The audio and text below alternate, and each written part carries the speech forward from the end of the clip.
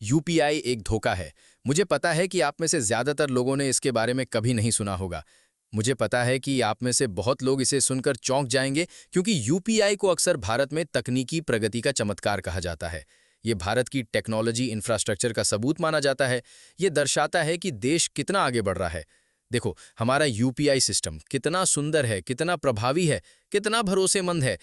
लेकिन क्या सच में इसने लोगों की जिंदगी में कोई बड़ा बदलाव किया है? क्या आपकी जिंदगी 5 साल पहले से बहुत बेहतर हो गई है यूपीआई की वजह से? असल में इसने सिर्फ एक काम किया है। अब आपको नोट गिनने की जरूरत नहीं है। ये उन लोगों के लिए अच्छा है जिन्हें गिनती नहीं आती। अब आपको जोड़ना नहीं आता, कोई दिक्कत नहीं। छुट्टा निकालना नहीं आता, कोई दिक्कत नहीं। इसके अलावा यूपीआई भारतीय तकनीकी उपलब्धि का कोई क्राउन ज्वेल नहीं है। भारत की टेक्नोलॉजी आगे इसलिए नहीं बढ़ रही क्योंकि हमारे पास यूपीआई है, बल्कि इसलिए क्योंकि यहाँ सब कुछ सस्ता है।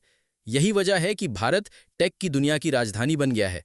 अमेरिका के मुकाबले यहाँ लागत बहुत कम है, इसलिए अमेरिकी कंपनियां नौकरियां भारत में ला रही हैं। लेकिन यूपीआई को भारत की टेक्नोलॉजी का पोस्टर बॉय बना दिया गया है।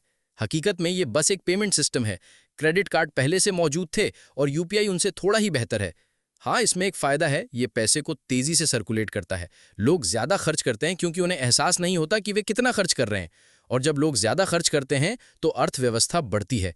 अगर मेरे पास 100 रुपए हैं और मैं उन्हें रख लूँ तो वे सिर्फ 100 रुपए हैं। लेकिन अगर मैं 100 रुपए से चिकन खरीदूँ, फिर चिकन वाला फूल खरीदे, फिर फूल वाला कुछ और खरीदे, तो वही 100 रुपए जीडीपी को कई गुना बढ़ा देते हैं। यूपीआई इस गति को थोड़ा और बढ़ा देता है, लेकिन ये असर भी बहुत बड़ा नहीं है, सिर्फ मामूली है। असल वजह यह है जिसके कारण यूपीआई को इतना बड़ा दिखाया जा रहा है, वो है डेटा। सरकार अब हर किसी का डेटा ट्रैक कर सकती है। आप कहाँ पैसे खर्च करते हैं, कहाँ से कमाते हैं, किस पर खर्च करते हैं। और अगर सरकार चाहे तो आपका अकाउंट फ्रीज कर सकती है।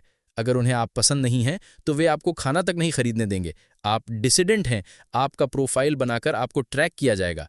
और ये सिर्फ भारत में नहीं हो रहा, दुनिया भर की सरकारें यही कर रही हैं। नागरिकों के डेटा को हथियार बना रही हैं, निगरानी सिस्टम लागू कर रही हैं। और कई बार लगता है कि ये सब ओवरकिल है। आखिर लोग क्या करेंगे? टैक्स चोरी, चिकन खरीदेंगे? फिर भी सरकार सब कुछ ट्रैक करना चाहती है, सेंसर करना चाहती है और यूपीआई को भारत की तकनीकी ताकत के प्रतीक की तरह दिखाती है। असल में ये नियंत्रण का उपकरण है।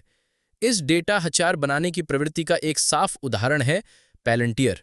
ये कंपनी सरकारों को उपकरण देती है ताकि वे एआई और ब्लॉकचेन जैसे टूल से जनता पर नियंत्रण कर सकें। और इसमें बड़े बड़े अमीर लोगों का निवेश है। इसका शेयर वैल्यू, इसका ग्रोथ सब दिखाता है कि ये ट्रेंड तेजी से बढ़ेगा। अभी पैलंटियर यूके और यूएस में है, लेकिन धीरे धीरे पूरी दुनिया में फैल जाएगा। और जितना बेहतर आपका डेटा ट्रैक होगा, उतना ही सरकारें और कंपनियां उसका इस्तेमाल आपके खिलाफ कर पाएंगी। भारत तो वैसे भी डेटा का सोने की खान है। यहाँ की आबादी बहुत बड़ी है, सबके पास फोन है और सब लोग लगातार डेटा पैदा कर रहे हैं। यही वजह है कि बिग टेक भारत की तरफ भाग रही है। साथ ही भारत में साइबर सुरक्षा और डेटा प्राइवेसी बहुत ढीली है। तो जो भी आपको भारतीय टेक्नोलॉजी एक्सेप्शनलिज्म का सपना बेचा जा रहा है कि भारतीय टेक्नोलॉजी दुनिया की सर्वश्रेष्ठ है, असल में वही टेक्नोलॉजी आपको और मुझे गुलाम बनाने के लिए इस्तेमाल हो रही है। ये सब हमें ट्रैक करने, हमें नियंत्रित करने और हमारी आज़ादी छीनने का एक साधन है।